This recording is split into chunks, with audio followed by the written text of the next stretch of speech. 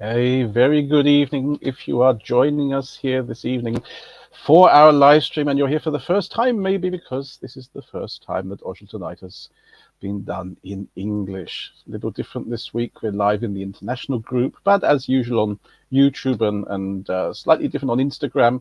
I'll come to Instagram in a minute. And we've got a topic that came up in the international group this week, so that should be quite interesting. Normally we're here Thursday evening, 8:30, and have a guest who I'm talking to in German, usually about a topic. And like I say, this week, slightly different. We're in English, no guest, but a fairly important topic, changes to the cable television system that are taking place this summer in Germany. So if you're watching for the first time, particularly if you're on YouTube, then please hit subscribe down, click on that notification bell, and then you'll get the other live streams when we do them. If you are afterwards saying, oh, I've got friends, they should see that, there's a recording, the recording's on Facebook, the recording's on YouTube, and we will also have the audio version. I'm going to take this out. The audio version on Spotify and Apple Podcasts and Amazon Music. So there's lots of ways to watch and listen to this, and I hope the information is going to be very useful. It's certainly very important. And with that, let's go straight on and look at what this is all about. Now, by the way, if you're watching on Instagram, hello, says Jacob Real. Hello. If you're watching on Instagram, I can't see your comments that quickly. There's a certain delay in all that. If you're on YouTube or Facebook, I should see them straight away. So if you've got questions, comment. If it's after the show, I'll answer after the show. If you're on Instagram, that's the one thing I may not see it straight away. Okay, so we're going to talk about the changes being made to cable television in Germany in this year. And the most important thing, first of all, for me to say is this is not legal advice. So you cannot go and say, he said that, it must be the way it is, and I'm going to go to my landlord and say, this is binding advice. Do be aware that there are all sorts of variations on what's going to happen, and you really need someone to look at it individually. But so that you're aware of what's going on, we're going to go through the major points and step by step, and what's happening and what alternatives you have even to cable television. So if you haven't got cable television at the moment, then most of this is not going to apply to you anyway. So I don't want to say turn off, but you never know. The real thing that we're going to look at is a thing called the Nebenkostenprivileg. Now, when Germany was, wiring up to cable television, a lot of this in the 70s and 80s, there was a lot of investment going on. Buildings were being put up and had cable television installed with them. And it was not a question of whether you wanted it, you got it. And admittedly, there wasn't much alternative. There was the normal antenna, which gave you then maybe 3 channels, much like in other countries. And when cable television came along, they installed it and basically said the building pays a certain amount per month for this, and everybody has it. And so you would have a bill, monthly, yearly, generally via the utilities bill, so Nebenkostenabrechnung, where you would pay your share of this amount. And this has been going on ever since, basically. Now, what's happening is that the rule is going to say you cannot, from the end of July, from the beginning of July, the first rule is you don't have to pay for it if you don't want to. That's the first thing to know. That's what this is all about. So that if you say, I don't watch cable television at all, I only watch streaming, or I've got a internet television system from Telecom, or I've even got a satellite dish on my balcony, I don't need this. Then you won't be expected to pay for it after that. That's what it's all about. Now, the real bit of what this really means is from July, the cable television cannot be charged via the Nebenkostenabrechnung. And this is an important point, because you may well say, well, actually, I'm quite happy with my cable television. I want to keep it the way it is. And even that's not so easy, because the law says that your landlord cannot do that anymore. You have to have a separate agreement. Now, with who that is, that's a different matter, and that's what we're going to come to in a minute. So the first thing to know is, if you don't watch cable television, but you've got it in the building, you don't have to pay for it from the 1st of July. If you want it, you're going to have to do something to keep it, usually. So let's look at the variations that there are, because it depends if you're in a house, if you're in a flat, whether you own it, whether you rent it. Let's start off with the really easy one. You own the house. So it's a single house or a row of houses. You've got a house. You've got cable television in that house, and you own it and you live in it. Basically, you've probably already got a contract to watch that, and it's an individual contract, so nothing's going to change. That stays the way it is. Now, if you own a flat, this is more complicated.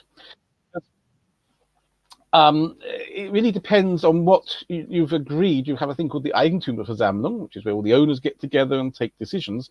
And depending on what you've agreed at that meeting will depend on what you have to do.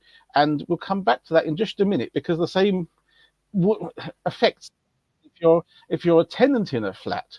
So if you're actually renting the flat, it's more complicated even still, because you've then got to talk to your landlord maybe first and find out what did the owners all agree to do. So let's look at what's going to happen. So basically, you're going to have the owner, your landlord, will not be able to charge you through your Nebenkostenabrechnung for watching cable television.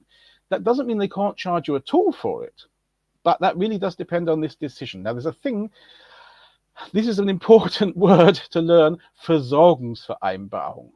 Now, Versorgungsvereinbarung is basically if the owners have got together and said, you know what, we really want to keep this system as simple as possible. We don't want everybody to do their own thing and, forever, whichever company is going to provide it coming and having to keep going access, the cellar and wherever the technical stuff is. Let's have an agreement with them as a block, so that our utility manager is probably the best word in English, Hausmeister, is going to be the person who's always going to be there and is going to be opening up for them so they can go in the cellar and do whatever they need to do. And not everybody needs to keep, worrying about this. If you've got one of these, it makes life easier. If the block says, no, we're not going to do that at all, well, that's the, then it really is your own individual problem. So let's look at what the Vodafone are the people who are usually in ORSCHEL offering this. There are some exceptions, but Vodafone, which you may know as Unity Media, if you've lived here longer, you'll probably even know them as Easy. If you've lived them even longer, you'll remember that was the predecessors from German Post Office that installed this system back in the days before, as far as I recall, before they were called Telecom. So Vodafone Cable are offering two packages. One is called TV Connect Start and one is called TV Connect Standard. Now, they're basically the same. They're going to give you a basic package of television stations, and if you visit the Vodafone website, you can download a multi-page PDF showing you all the television and radio stations you're going to get and whether they're in HD. The price, these are just prices that are actually on the website at the moment, don't quote me, but now, if you've got this agreement going on, if your landlord and all the other owners have got together and said, we're going to have this agreement with Vodafone, this Versorgungsvereinbarung, then you're going to be having TV Connect Start, which is going to cost you about 10 euros a month. Now, don't forget, this is going to disappear off your Nebenkostenabrechnung. So you're actually going to take the money off one point and pay it on the other, effectively. Now, if the owners have said, we're not going to do this at all, each tenant must do their own thing, then you're going to be charged for TV Connect Standard. It's 13 euros a month at the moment, or it will be 13 euros according to the website, which is going to mean that you're going to have to individually do a contract with Vodafone. Both of these are contracts between you and Vodafone. But like I say, one is easier because Vodafone then, has better access to the building. With the standard, you're going to have to be the contact person as well. Okay, so that's the easiest way, and that's if you say, I'm just going to stick with what I've got my cable television, I'm happy. Then that's the thing to do. Go to Vodafone and say, you know what, I want to stay with you. can I have my television from July, please? And you have to pay depending on what the state of the building is. Now, Vodafone are then going to try and say, well, do you really want just television? Do you want a thing called triple play? And they're going to try and sell you television, internet, and telephone all down one cable. Now, whilst that may sound like a good idea, my personal opinion is that that is not a good idea. I prefer not to have everything on one cable, because if something goes wrong, nothing works. So if there's a problem with their system, then not only does your television not work, but your telephone doesn't work either, and you've got no internet. So I'm very much a fan of keeping these things separate and having the television on the cable and keeping telephone and internet through the normal wires, which we'll come to in a minute.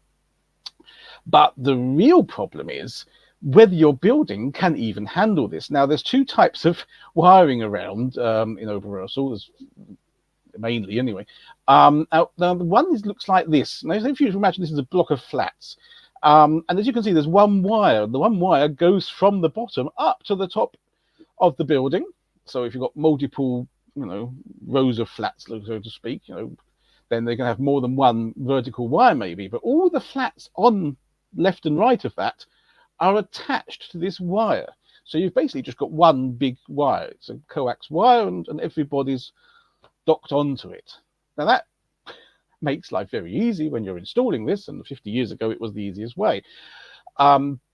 But it does also mean that you can't do individual individual options on the individual sockets without a lot of trickery.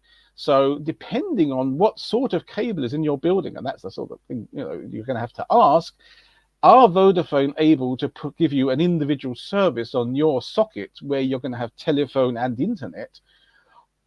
Or is it just not possible? Have you got an old style building, a 50-year-old building with this type of cabling where the upper floors just cannot have that? So there's no point booking triple play. The worst thing that can happen is then you're going to say, I want to keep my phone number. They're going to put in your phone number away from whoever you've got at the moment, and they're going to have it attached to their line, which then doesn't actually provide the service. So that's a real pain to get to turn back and have the original system back in place. So do make sure first before you go for triple play. And my suggestion is, if you haven't got it now, this is not the time to switch to it. To just worry about the television signal. Now, there is another type of wiring. If your building's a bit more modern, you're going to have this sort of type, and you're going to have a whole bundle of cables going up somewhere through the building and going an individual cable into each flat. Now, if you've got that sort of cabling, then you should be able to do triple play, and it's very much easier for Vodafone to just go into the cellar and attach whatever wire on wherever they're going to do it on their end and activate a service on that line. So if you've got that, you can do triple play. I still say don't do it all at once. Switch first, make sure everything's working, and then talk about doing something else. Now, there is an exception to all of this, and that is, the best example is if you rent part of a house. So if you've got a house, the owner lives in the house, and they've got, like, I don't know, a couple of spare rooms, or they've even got a flat in the house, as part of the house, then it's possible you're renting this flat. Now, what may happen in this case is that there isn't really a separate cable television point for you at all. It's just the house has, is attached to the system, and every room's got it, sort of thing. If that's the case, the chances are that you're not going to be affected so much by these changes, but you need to ask your landlord. What's going to then happen is the landlord will not be allowed to charge you for that cable television using the Nebenkostenabrechnung, but what they can do is agree on a figure with you, which is probably going to be the same figure as you've always been paying, maybe, but you're going to have some form of additional contract. So you're going to have to go to the landlord and say, we need a Zusatzvereinbarung for the cable television, so that you can carry on watching it, and you're going to pay them the same amount, but for reasons that are now being, have been decided, you can't do that at the same time as the Nebenkostenabrechnung. Okay, so that's literally the exception to the rule. So, but there are alternatives. You might say, well, I don't want cable television anymore. I want something else, or I've already got something else. So if you've already got it, you might have, already stopped watching by now. The alternatives. Their first alternative, and this is the easiest one maybe, is called DVB-T2HD, which is basically means you're going to have an antenna for your television, I don't know whether it's on the roof or on the balcony or in the room. It's attached, good old style coax cable, into the back of the television, or you've got the receiver. You might need an extra receiver to do this. And you're going to get your signal from the Feldberg. So there's the große Feldberg, and they're transmitting this signal. You can pick up a normal but digital television signal. This signal will then feed into your television. That's the easiest way. It's a one-off charge. You're going to buy the thing, the equipment, and plug it into the television. Probably the cheapest and the easiest way. The selection of channels may not be that big compared to what you've had in the past, because obviously there's a limited range in the frequencies. So you do need to check and make sure, especially if you're watching the more private channels, you need to actually check that they're actually available for you. But that is the easiest way. Now, the alternative, if you're in a building where you can do this, is going to be a satellite dish. So if you've got a house, you might want to put a satellite dish on the roof, even with some form of technical system to split it amongst all the tenants. If you're on a large block of flats, now this is where it gets interesting. Some blocks of flats are saying, well, we're going to have a large dish on the roof and supply all the flats with it, so that we remain, outside the cable system, and we just supply everybody with a signal. Now, that may be a thing that's happening. It may be a case that you need a small dish and you're going to need permission to put it on your balcony. Things like that gets very complicated, but it's an alternative. And the other alternative, which is the one that's probably fairly popular, is a thing from Telecom. They call it Magenta TV, which means you're going to be receiving your television program via the internet. So you're going to get a box from Telecom, either a box or a stick or whatever. Some televisions even have this built in now. And you're going to pay more for your internet account, but you will have the television signal coming from Telecom, and you need to somehow connect your router to the television. Again, I'm not the biggest fan of this, because it does mean everything's on one line. So if your internet goes down, your television goes down as well. And if the television signal stops working, well, you can't ring anybody because your phones are not working, so you need your mobile, and it gets complicated. But it is, these days, a fairly reliable system. So it is one that is also, if you've got the cabling, if you've got internet cables through your local area network cables through your house, if your flat's all set up with a good Wi-Fi signal, then Magenta TV could be a very good alternative, of course, so, and save you the cable charges. But be aware, Magenta TV does cost money. It is an extra fee on your internet access, and you're going to need a certain amount of bandwidth. So I always say about 16 megabit of bandwidth per channel, but that's regardless of whether you're watching Magenta TV or whether you're watching Prime or Netflix. You're going to need this 16 megabits. Okay, so the other question we had this week was about fiber optics. Now, the trouble with all this going on, and with many people not knowing what's going on, is, of course, you have a few people coming to the door and saying, we're from company X, and you must do something, you must change. And some people may have heard you must do something. And the result is, of course, they will come to the door. Now, some, of course, are not even legit and, just want to look in your flat, basically. So they'll say, oh, we need to come and check your wiring. Do not let them in. If they come to check the wiring, don't let them in. They are probably not there. They're just using the situation. Now, some salespeople are using this situation to say, well, you've got to change. We're installing fiber optics in ORSCHEL, or you've got to change because you must, because of the new rules. The first thing is, you might not have to talk to your landlord. Don't sign at the door. The second thing is the fiber optics. Now, ORSCHEL does have fiber optic cabling. It was installed, they started with the Hessentag. If you remember the Hessentag 2011, they actually laid a lot of empty pipes here up the Hormachstraße. Now, 2014, Telecom covered most of ORSCHEL with fiber optic cabling, but only with FTTC in most areas. So fiber to the curb means the fiber optics go as far as the box on the at the roadside, and from there it's the usual copper wiring into the house or the flat. Now, in some areas, not many, but some, mainly in the center of Overijssel and sort of the north, heading north, but not at the northern end, they have a thing called FTTH. It's called fiber to the home. So in these cases, and if you've got that, you'll know, basically, the fiber optic cables do go under the road, and they had to go under the gardens and things into the houses. And then the fiber optics was split up so that each flat or house has their own fiber optic connection. Like I say, fairly rare in Overijssel, and it's planned to increase this number. So the announcement has already been made. Fiber to the home is going to be increased, and it should be in almost all of Overijssel, if I remember correctly, by the end of 2027. But we're talking about a long time. So you do not need to sign a contract now because they're doing fiber optics. If someone comes to the door and says, fiber optics is coming, you must sign. Don't. Ask first. Ask someone who knows. Ask someone who knows what's really happening in that part of Overijssel, because they're going to do it over the space of 3 years. It's not something that's happening tomorrow. Okay, so that's the thing to know. All this stuff, don't have to worry yet. Like I say, the main change is happening on the 1st of July. We've still got time to do things before then and to find out what is happening. Now, there is another exception, and this is a very rare thing actually now, but there are still buildings with this system. It's called Nullpunktversorgung.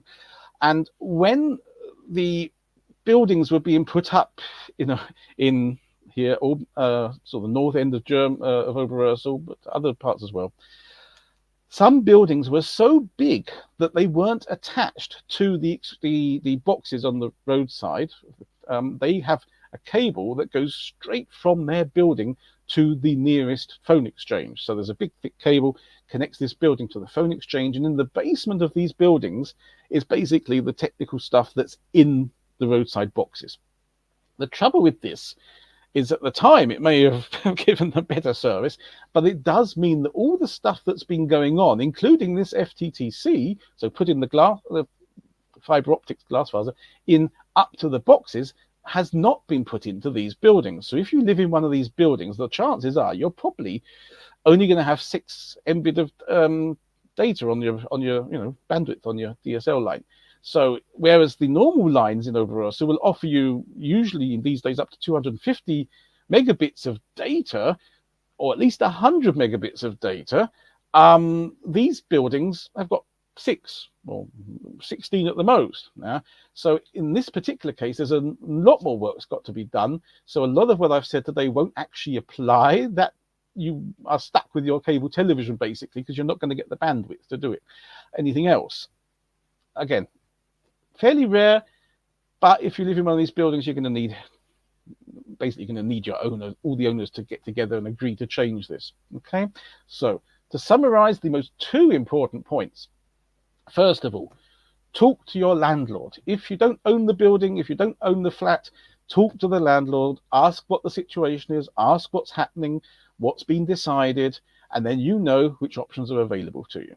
Okay, unless you're going to say, I'm going with someone else anyway, I'm going completely different other solution. Okay, ask an expert. Don't just open the door and sign on the dotted line. Ask an expert, ask someone who knows. And obviously I do this on a daily basis, like in Overijssel, but there are other people that do this as well. So if you've got someone who always looks after your computer, who always looks after your television, who always looks after the cabling in the building, these are the sort of people who are going to know what options are available to you and what sort of cabling is in that building to be able to decide what sort of options. So ask these people, and please do not let people into the flat. If they haven't got an appointment, do not let them in. If they stay at the door and saying, you must sign today because otherwise you won't watch television anymore, don't sign. Do not just send them away. And if you think that they're not legit, then please do call the police on the normal landline that they have here in Overijssel. Okay, if you live somewhere else other than Overijssel, obviously the same applies, but then I don't know how much about the plans to change to fiber optics and other things in those vicinities. But like I say, talk to the landlord, ask an expert, don't sign anything, don't let anybody in. And if you have seen this now and say, that's brilliant information, I think I need to tell my friends about this, There's a replay. If you go to www.orschel2nite.de, you can watch the replay via YouTube, and you'll also find the links there to the podcasts on Amazon, on Apple, and on Spotify. So please don't forget to subscribe, whichever platform you're watching or listening on. And like I say, normally we're here Thursday evenings, 8:30, but in German. So I'll be back next week with a guest next week. And otherwise, if you've got questions, post them in the comments and I can answer them in Facebook, YouTube, wherever they are. Okay, bye.